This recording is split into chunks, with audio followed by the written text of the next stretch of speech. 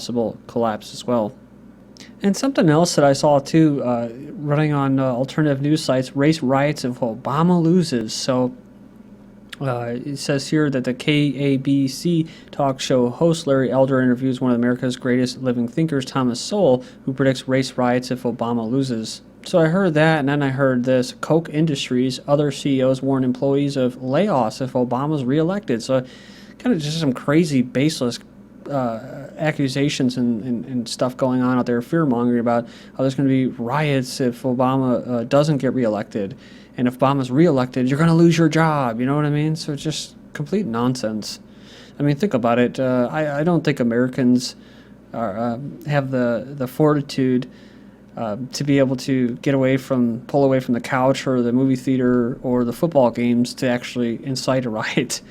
You know what I mean? Unless they run out of tickets or something like that, or at a football game. I just don't see it happening, like a political riot. Iran accused of, unless of course it's co-opted and it's fomented by a certain type of entity. Iran accused of plotting Gulf oil spill to punish West for sanctions by poisoning the Gulf. So again, let me say this again because this is how ridiculous this is.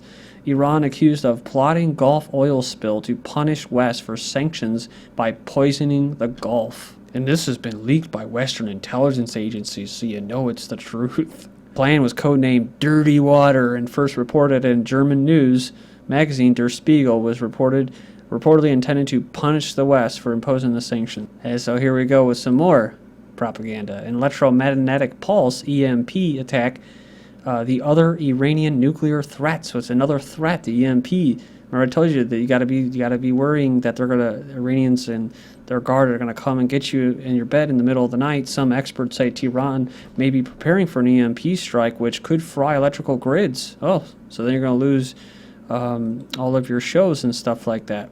And I think too, that's why it's like when people ask me about the crap hitting a fan, it's like I kind of welcome it and I kind of look forward to it. And I think that if we ever going to actually have some kind of change, like the Catalonians in Spain had, it's going to have to be some kind of crisis. But like I said about co-opting, there's opportunity for real freedom and a chance for people to be free. And like this new show that I was over at my family members like a week ago, and they're Revolution, you'll like it. I didn't like it.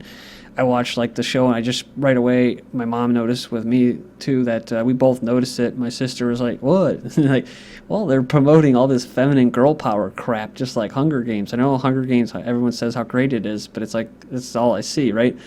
But what they don't talk about is the communities, right? It's all about the communities that are formed during this chance of crisis and stuff like that. So I don't think the elites want to do that. I don't think they want to pull and fry the grids, because I think Americans and people in general now have been so conditioned to this new way of life, quote, modern civilization, that if they did pull the plug, people might actually start to like what they have. So that's what I'm coming to figure out now.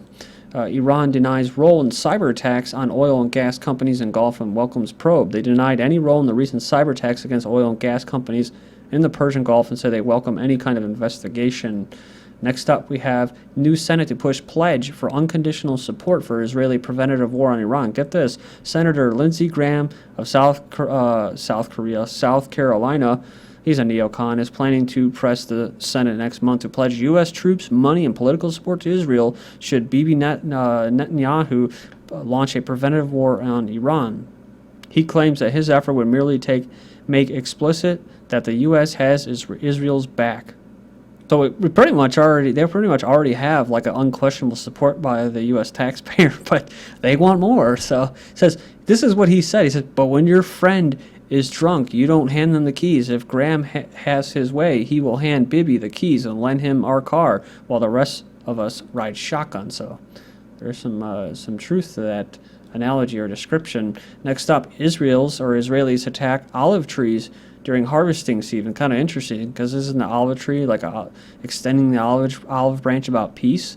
So these people, this is their livelihoods. It says here in the village of the East Ramallah, Israeli settlers cut down 300 olive trees just before the olive harvest. The attack was carried out in early hours of the morning at pre-dawn, right? It says, according to sources, while it's under guard of Israeli soldiers, Israeli settlers have attacked an olive grove in the West Bank village and caused extensive damage to the area. Settlers frequently attack the Palestinian farmers in their groves, and with the olive harvest season approaching, there are fears of growing violence in the region. There also is on the Temple Mount a lot of violence. There's actually attacks going on inside there in a mosque and that, so it's kind of getting heated there.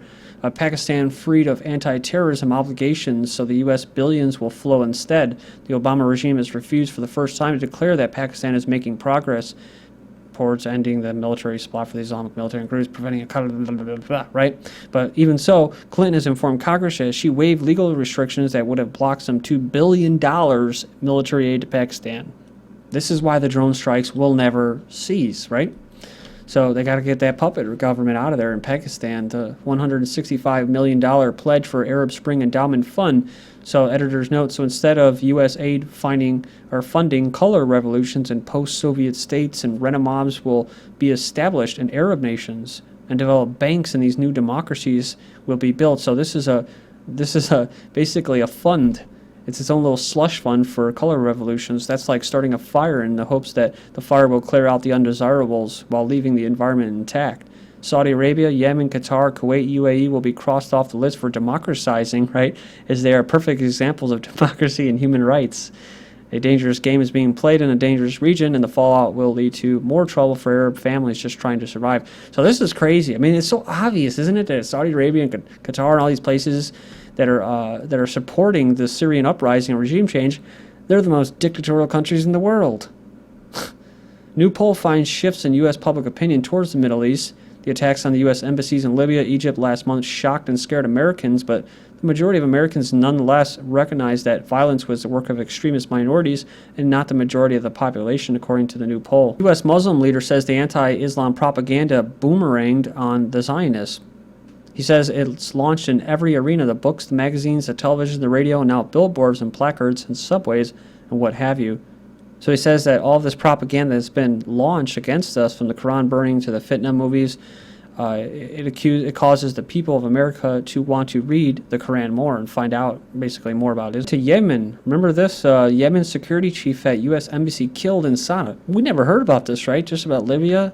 But Yemen security officials say a gunman has assassinated the Yemeni chief of security at the U.S. embassy in Sana'a. So it's kind of a big deal. So right after, 10:14, says about 106 U.S. tanks delivered to Yemen. This is from aslawanet.net. So about 106 tanks were delivered to Yemen's defense ministry. Sources say about 12 armored vehicles were also brought to Yemen to protect the U.S. embassy.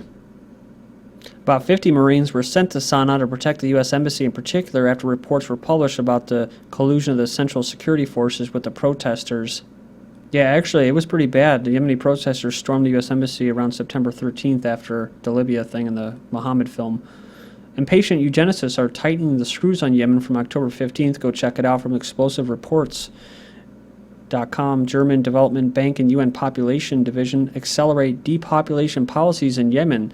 Last week, the United Nations Fund, UNEPA, Population Fund, has committed a program ensuring that their demand for population reduction in Yemen is being realized double quick, granting 8 million euros for this new eugenics budget. The director of the German bank says that these new funds will assist the Yemeni government implementing much-needed projects to make sure that every pregnancy is wanted and every childbirth is safe in Yemen. I just covered all this just on Friday about eugenics and how they use that term.